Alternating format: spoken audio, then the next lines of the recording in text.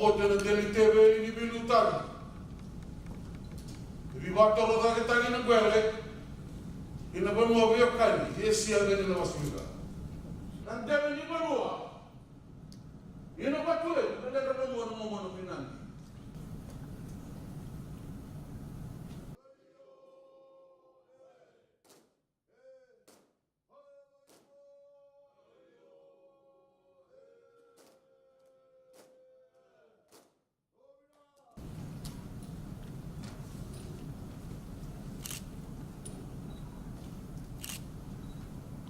The Director General of the Food and Agricultural Organization of the United Nations, FAO, Dr. Jose Graziano da Silva.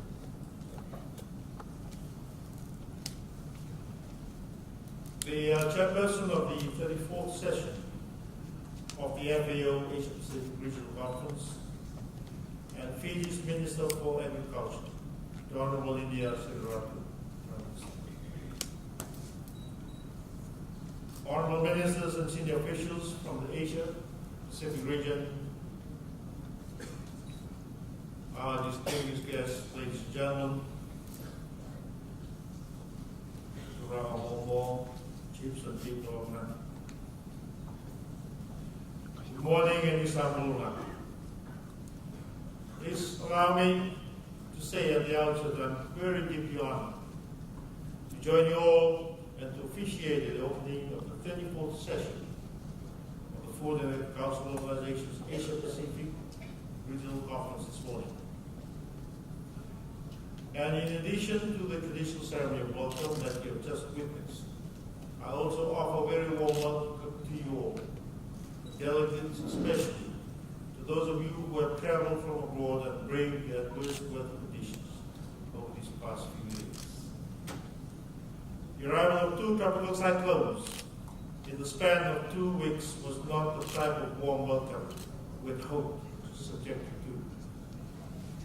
Sadly, however, we know that these types of storms are only becoming more severe due to the impact of climate change, and that will have a very serious impact on us all, just as it does for all other low-lying nations in the Pacific and across the world. We are determined to bounce back from the severe effects of these tropical cyclones and build a more resilient Fiji. And we are equally determined to keep the fight against climate change on the top of the global agenda, not only through our presidency of COP23, but in every other area possible. And I appeal for your continuous support on behalf of all the victims of climate change the world over. Distinguished guests, ladies and gentlemen, I'm told that this is the first high-level FAO Asia Pacific Regional Conference to be held in the Pacific after more than 2 decades. And as Fiji's President and Head of State, I know I speak for every Fijian when I say we're so honored and proud to host you all. Collectively thank the FAO, all the member countries in the Asia Pacific region, giving us this wonderful opportunity. Also wish to express the Asia Pacific member countries' gratitude. The FAO Director General, Dr. Jose Silva, whom I had the pleasure of meeting in Rome in March last year, for your leadership of the FAO summit. We applaud in particular the many changes you have brought to the organization, and especially in charting the way forward towards promoting sustainable agricultural development and towards achieving the United Nations Sustainable Development Goals 1 and 2 on reducing poverty and on ending hunger and all forms of malnutrition. We also like to commend the FAO not only for leading the charge towards achieving the SDGs, but for also keeping a close tab on the situation on the ground. I'm aware of the FAO's 2017 report on the state of food security and nutrition in the world. It estimates the number of undernourished people to have increased from 777 million in 2015 to about 815 million in 2016. The The Asia-Pacific region was noted as one of the most affected regions, with many people suffering from undernourished. Distinguished participants, ladies and gentlemen, this regional conference is therefore very important and timely to synchronize the needs of our countries in the Asia-Pacific region with the work of the FAO. After all, successfully achieving SDGs 1 and 2 are fundamental requisites to achieve sustainable development for all of us. It will be a significant impact if we could all recommit ourselves to working with the FAO to make further progress in achieving SDGs 1 and 2. Now, ladies and gentlemen, we also have to accept the reality that we are facing a global epidemic of unhealthy people, including many of those who are overweight and obese. Again, statistics reveal that overweight and obese people are growing in numbers, mostly in developing and developed countries in the Asia-Pacific region. And this is linked directly to their lifestyles and dietary habits. High costs of domestic food production makes reliance on cheap, imported, processed food. Processed foods including grains like wheat and corn, and livestock products like meat and dairy are among the top 5 food import categories. Now, given the high level of dependence on food imports, the nutritional quality of many imported foods is of great concern to all of us. And the result has been a dietary transition away from traditional domestic staple foods like root crops, tubers, fruits, and vegetables, towards diets high in processed foods, animal source foods, sugar, fat, and salt. Now, here in Fiji, I'm also proud to be Fiji's lead advocate and champion in the national campaign to reduce non-communicable diseases, which currently account for about 80% of deaths among people below the age of 70. Now, the World Health Organization has found that this very high rate of NCD-related deaths is consistent throughout the Pacific. And Fiji has the second highest rate of deaths caused by NCDs. Diabetes and cardiac-related illnesses being the major causes.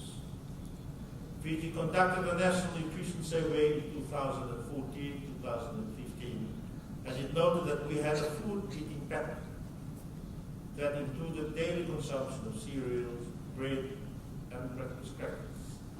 Now, these were the 3 most commonly eaten products, and twice as many households consumed them daily, compared to traditional staples like cassava, taro, bananas, sweet potatoes, and yams. Furthermore, instant noodles were reported to be consumed daily by over 60% of our households.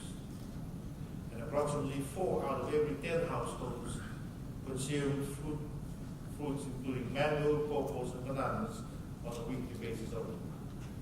Now, fewer households consume vegetables daily.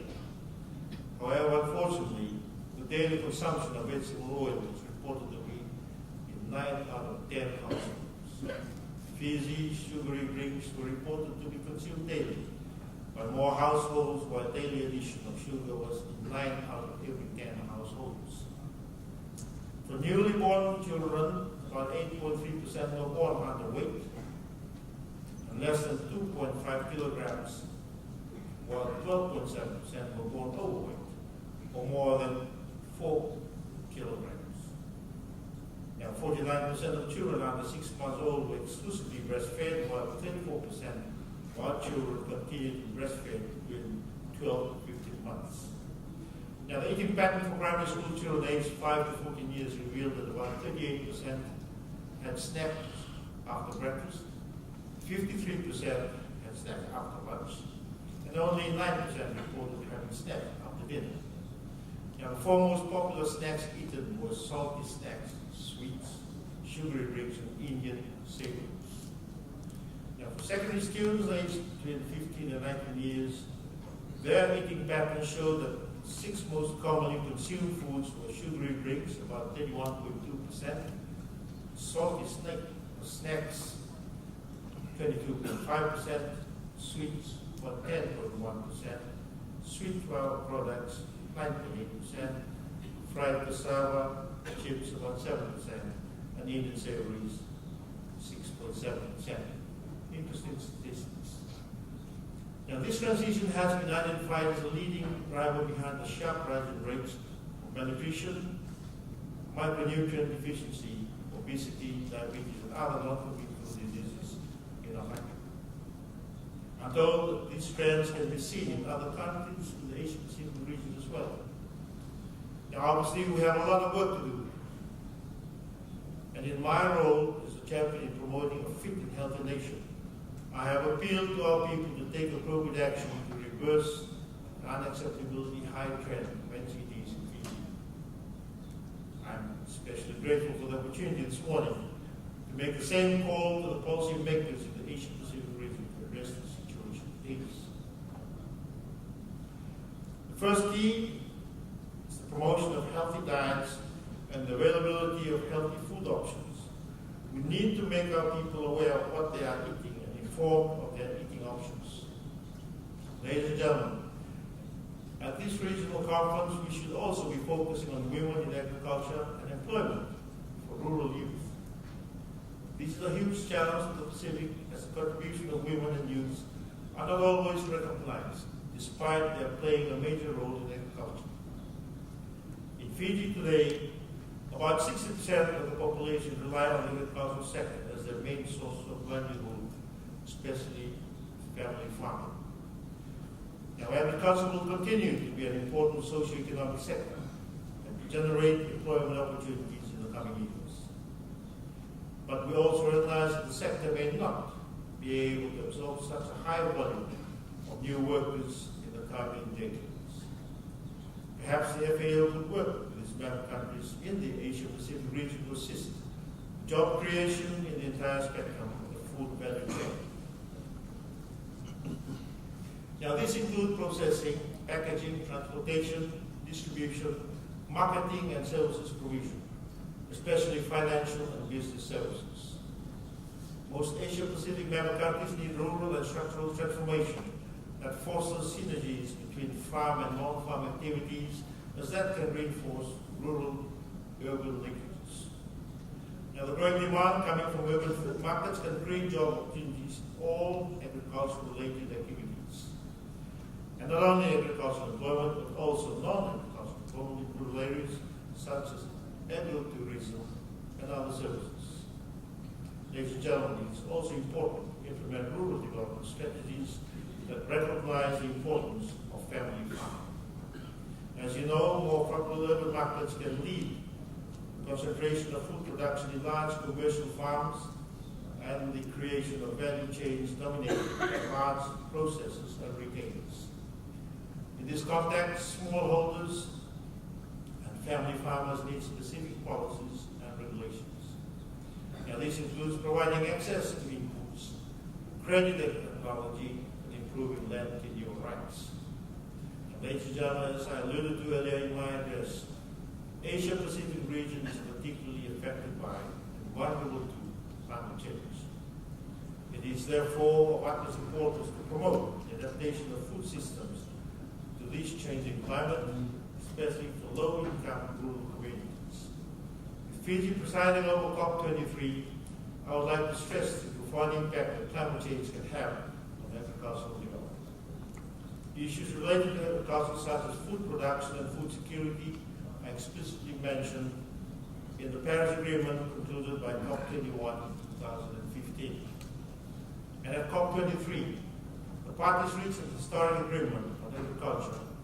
Accordingly, we are going to work on agriculture to develop and implement new strategies for adaptation and mitigation within the agriculture sector that will help reduce emissions from the sector as well as build resilience to the effects of climate change. It's my hope that this year's conference here in Nandi will provide us with the opportunity to present and discuss issues and solutions related to food and nutrition security that are specific to small island states while keeping with our goal of reducing greenhouse gas emissions. Throughout this conference, we should also discuss how FAO can best help member countries in planning and implementing actions, as well as in mobilizing financial support to build resilience of rural livelihoods. The Green Climate Fund. for instance, is one of the mechanisms now available to finance developing countries in relation to climate change. I commend the FAO for working closely with countries that have formally requested for assistance through the fund. I'm convinced that the FAO will continue to support all countries that wish to have access to the fund, especially small island developing states in the Pacific and other low-lying nations throughout the world.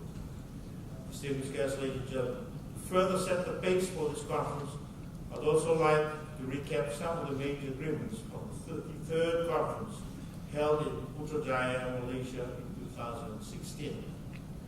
Conference delegates called on the FAO to move forward with regional efforts to eradicate hunger, malnutrition, and to counter threats to agriculture from climate change by 2030.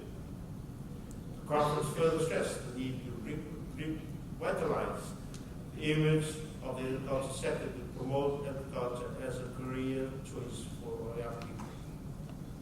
The Asia-Pacific member countries further endorsed the organization's future course of work, particularly its 4 regional initiatives to achieve zero hunger, improve rice production, blue growth, and further develop value chains in the Pacific Islands. Ladies and gentlemen, the 34th conference will give us the opportunity to further move forward with these topics and to discuss the specifics for Pacific small island development states. And many of the struggles regarding food agriculture go beyond the borders of our individual countries. The regional conference gives us the opportunity to discuss these challenges while advancing our regional coherence in the Asia-Pacific region.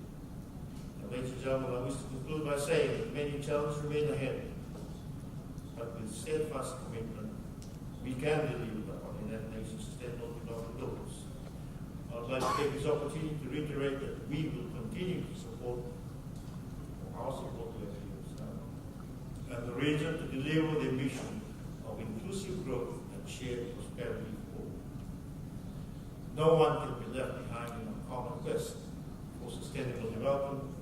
Distinguished guests, ladies and gentlemen, and I have the greatest pleasure to open the 34th session of the FAO Asia Pacific Regional Conference. May Almighty God bless our respective nations and our peoples. Now I'll let you. Thank you. Right. I'm sure you know everyone. Let's list the one that would summarize. Oh, right. Okay. Yeah. So we're looking at about 200. Heads of missions. Oh, major missions. They never stop. Now we're done. 1, 2, 3, smile. Question number, please. Stand by. 1, 2, 3, ready. One more. Yes.